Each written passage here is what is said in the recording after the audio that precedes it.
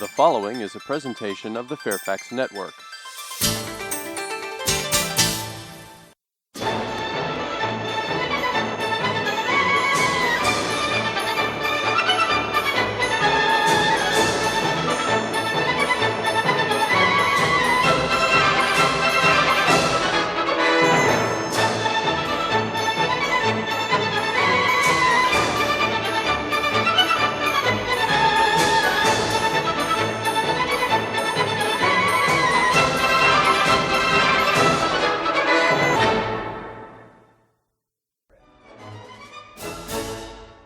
Welcome to Universal Words, the show that selects vocabulary having universal concepts. Yes, every word that we present has a place in every language. That makes them universal and important to know. During these lessons, we will inform you, entertain you, quiz you, and challenge you. Why? Because expanding vocabulary cultivates the mind. That's why. So let's start with word number 1. The first word is rural. Some people say that's a hard word to pronounce. Rural means country-like, open land, trees, dirt roads, farmhouses, and nature. Those things come to mind when I think of the word rural. Did you know that most of the United States is still rural? Most people obviously don't live there, but it sure is nice to visit and vacation in rural places. The next word is urban. It's an antonym of rural. Its meaning is city-like. Big hotels, busy streets, taxi cabs, museums, and neon, colorful lights at night. Those things come to mind when I think of the word urban. There is a word that describes the area between urban and rural places. Those are suburban areas or the suburbs. Chances are you live in the suburbs. The next word is really not a word. It's a suffix, ectomy. Its meaning is to take out. Since it's a suffix, it's always attached to the end of a word. For instance, if you've had your tonsils taken out, you've had a tonsillectomy. A person who has had their appendix removed has had an appendectomy. Are there many kinds of ectomies? Oh, there's a bunch. Adenoidectomy, hemorrhoidectomy. Sometimes ectomy is the way to go. Surgeons are the people that perform these operations. Although in my household, I'm the one who performs splinterectomies. Number 4 is another related suffix, itis. Its meaning, an inflammation.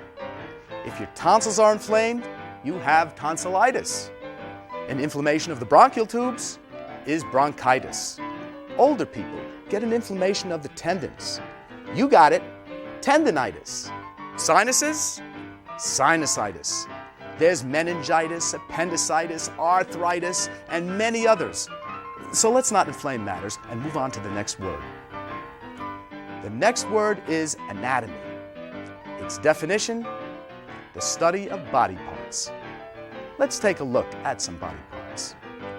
What do we have here? A heart. Look at the 4 chambers and the aorta, the largest artery in the body. And here, a femur. Sometimes it's called the thigh bone, the longest bone in the body. And what do we have here? Mr. Pluribus, I told you not to put the plastic models in formaldehyde. Well, here we have a hand. Let's see what's on the inside. We have the tendons and the muscles. We have carpals, metacarpals, and the phalanges, the finger bones. If you enjoyed the last 3 words and are good at anatomy, you might consider becoming a doctor. Our 6th word is a geography term, the Strait of Gibraltar. It's a waterway that separates Europe from Africa, or from another point of view, it connects the Atlantic Ocean to the Mediterranean Sea. Back in the early days, navigators sailed the Mediterranean Sea fearlessly. But once they went west of the Strait of Gibraltar, they wanted to keep land in sight. Another famous spot in this area is the Rock of Gibraltar, a solid rock mountain which rises steeply from the southern tip of Spain. If you climb to the top of the rock and look south on a clear day, you will see the country of Morocco in Africa. The next word is abundant. Its definition, plentiful. I like to think that abundant things are good things. We have an abundant food supply. Even in dry times, our Chesapeake watershed has an abundance of drinking water. Our natural resources are abundant. In the United States, we have an abundance of good things. And in order to keep it that way, we have to work hard at it. And when you're young, that means studying hard. Word number 8, frame of reference. This can be a fun word. Its definition is a well-known size used to compare. Everyone knows how big a basketball is. So if I told you that I grow tomatoes as big as a basketball, you should know that I'm exaggerating. To know how big a tree is in a picture, a person, a car, or even a house should also be in the picture to compare and understand the size of the tree. Would a paper clip be a good frame of reference to show the size of a diamond? Not really. Take a look at these two views. You probably know that paper clips come in two sizes, standard and the jumbo one, and except for the size, they look exactly the same. In the movie Honey, I Shrunk the Kids, props like huge blades of grass and gigantic bumblebees were used to make the actors look small. I'd like all of you to have a frame of reference for 1 mile. Next time you're on a road trip, look for the signs that say 1 mile to exit. From the sign, look for a bridge or overpass at the exit, and then put that distance in your memory. And I don't mean computer memory. The next term is periodic table. It's also called the periodic chart. In chemistry, it is the most important table. It's a chart of all the chemical elements on Earth. Each element is made up of only one kind of atom. For instance, iron has only iron atoms in it. Copper, aluminum, silver, and gold are elements that are solids. Oxygen, nitrogen, hydrogen, and helium are elements that are gases. Mercury is a liquid element found in thermostats and old thermometers. Water, H2O, is not an element because it's a combination of hydrogen and oxygen. It's called a compound. Isn't it interesting that two elements that are gases can be combined to make a liquid? In a little while, we'll be using some compounds and elements from the periodic table to make electricity. But first, our Latin term, pro bono publico, or if you want to say it the way the Romans said it, pro bono publico. Let's go to unum pluribus to see what this term means. Mr. Pluribus, would you tell us what pro bono publico means? It means for the good of the public. When you hear this expression, it refers to what people have done for the good of the public. People often volunteer their time and effort to public service projects. Sometimes people donate money so that concert halls can be built, libraries, parks, and other facilities that all people can use and enjoy. Whatever it is that you give pro bono publico, time, effort, or money, it gives you a feeling of satisfaction, being part of the community, and therefore a valuable citizen. Let's go to my laboratory and make some electricity.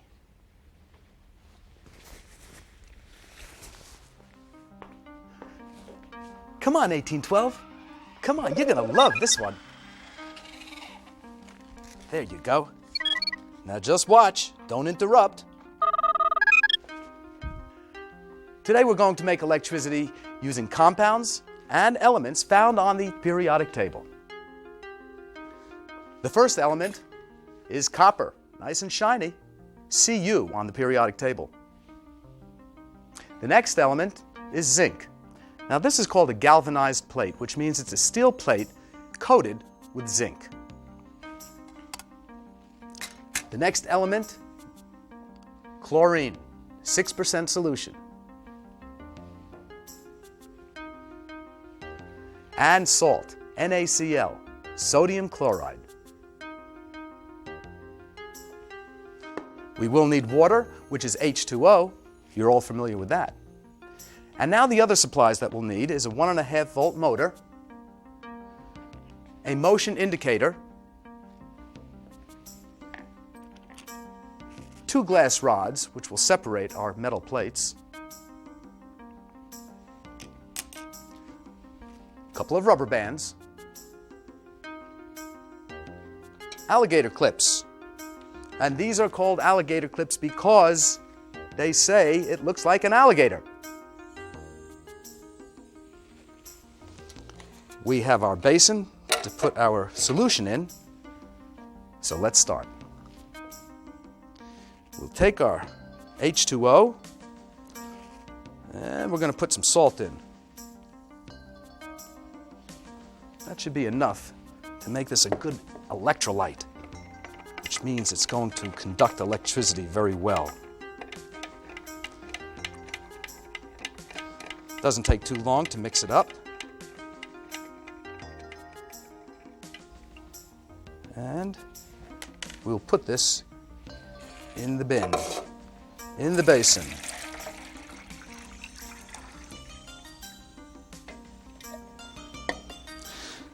Now, this is going to be the wet cell.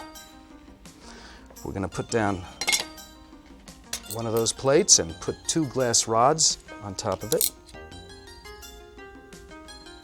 Kind of fashion a sandwich, a glass rod sandwich. After we get them in there, put rubber bands around it. Now, you see, these 2 plates have to be close, but not touching. If any part is touching, it's going to short it out and it will never work. Here we go. At this point, we'll put one of the alligator clips on the copper plate, the other alligator clip on the zinc plate, and place it in the solution.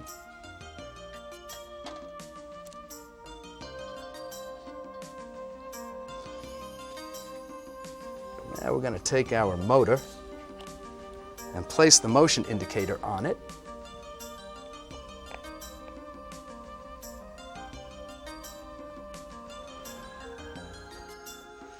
We'll attach one of these leads to one of the wires, the other lead to the other wire.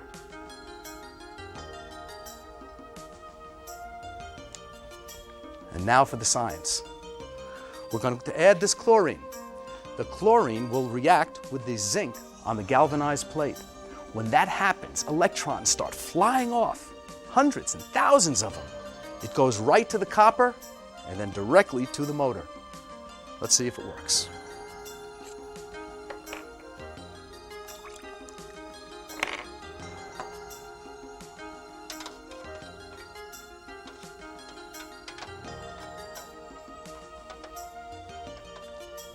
And there you have it, electricity from elements and compounds. And that will spin for about 3 or 4 hours. Now that you know what you can do with elements on the periodic table, let's see what you know about the other words that were presented today. And now for Dr. Esperanto's quiz. Listen and watch each of the clues and pick the word from today's lesson that best fits the description. Poison ivy, hives, and heat rash.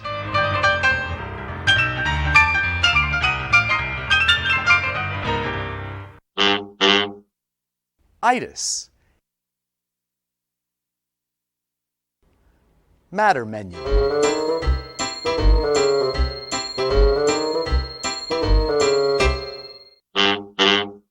Periodic table. The sand on the beach, the stars in the sky.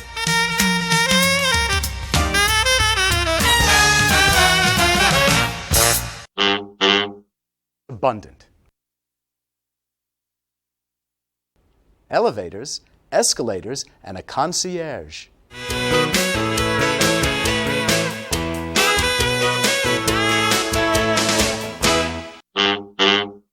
Urban. It's like a catalog of parts.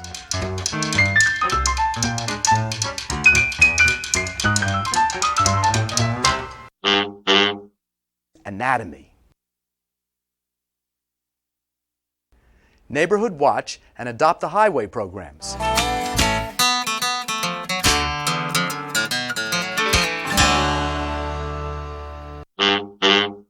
Pro bono publico. Cows, sows, and plows.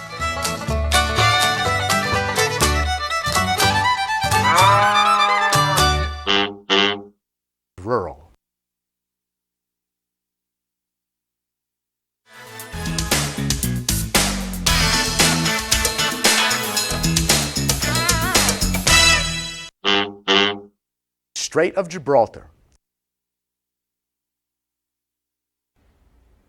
It was so small, it could fit through the eye of a needle.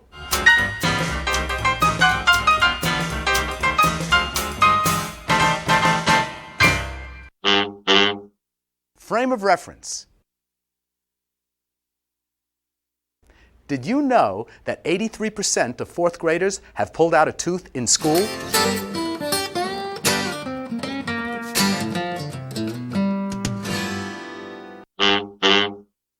Ectomy.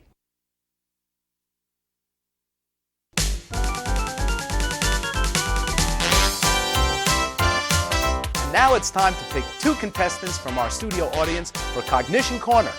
And today's contestants will be Laura and Cody. Please send in the contestants. Hello, Laura and Cody. Thank you for being on Cognition Corner today. We have a language arts category. The category this time is ups and downs. That means all the answers will start with the word up or down. As soon as you know the answer, please punch in on those lights. And here goes. To raise in importance or quality. Cody. Upgrade. Upgrade is correct. Putting a vehicle into lower gear. Laura. What is downshift? Downshift is correct. The main business section of a city. Cody. Downtown. Downtown is correct. Faster cadence or being enthusiastic. Sorry, too much time. The answer is upbeat. Maintenance to a building. Too much time again. The answer is upkeep. Realistic or practical. Cody. Down to earth. Down to earth is correct. Training and education a child receives from parents. Laura. What is uplive? No, we're looking for the answer upbringing. In the direction of the water current. Laura. Downstream. Downstream is correct. Australia and New Zealand. Cody. Down under. Down under is correct. When the underdog wins. Cody. Upset. Upset is correct. And today's winner is Cody. Congratulations to Cody and also to Laura. Thank you for being with us today. And to our viewing audience, goodbye, good luck, and be with us next time on Universal Words.